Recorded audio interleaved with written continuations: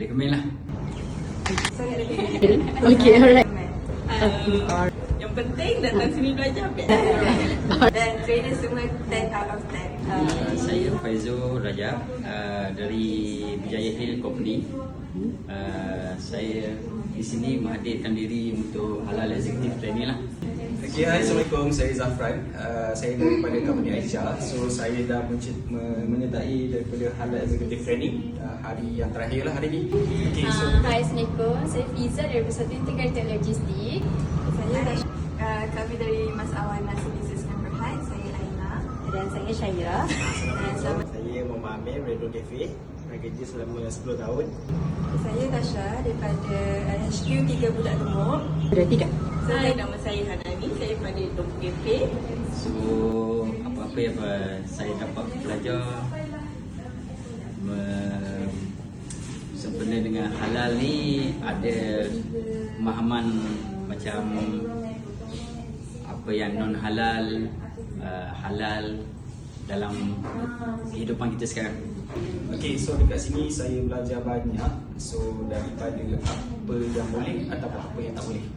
So, dekat sini dia mengajar kita lah daripada segi apa yang halal, apa yang haram.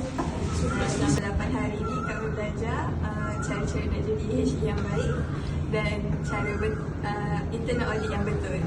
Dekat sini juga kita dapat belajar pasal macam mana nak jadi halal eksekutif yang efficient dan trainer juga banyak share diorang punya experience dan knowledge so that kita dapat banyak pengalaman yang berguna lah untuk bawa balik ke company later. Ini saya dapat belajar mengenai tentang membuat khas dokumen, audit dokumen. Apa yang saya suka belajar dekat sini ialah environment belajar yang seronok. Suasana pembelajaran kat sini sangat santai. So saya senanglah untuk ikut apa yang trainer ajar.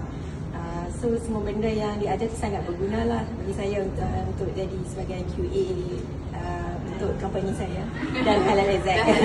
Recommend tak course ni dekat rakan lain? Saya memang recommend. So, dekat sini saya rekomenkan kepada sesiapa ataupun mana-mana company yang tak berdaftar lagi, so boleh join training halal executive. Best. Alright. Sangat recommend. Sangat recommend. Saya syorkan untuk kita datang ke UHS boleh belajar tentang menjadi halal eksekutif. Dan sangat recommend lah kepada orang luar yang join training kat sini. Yang penting datang sini belajar best. Dan trainer semua 10 out of 10.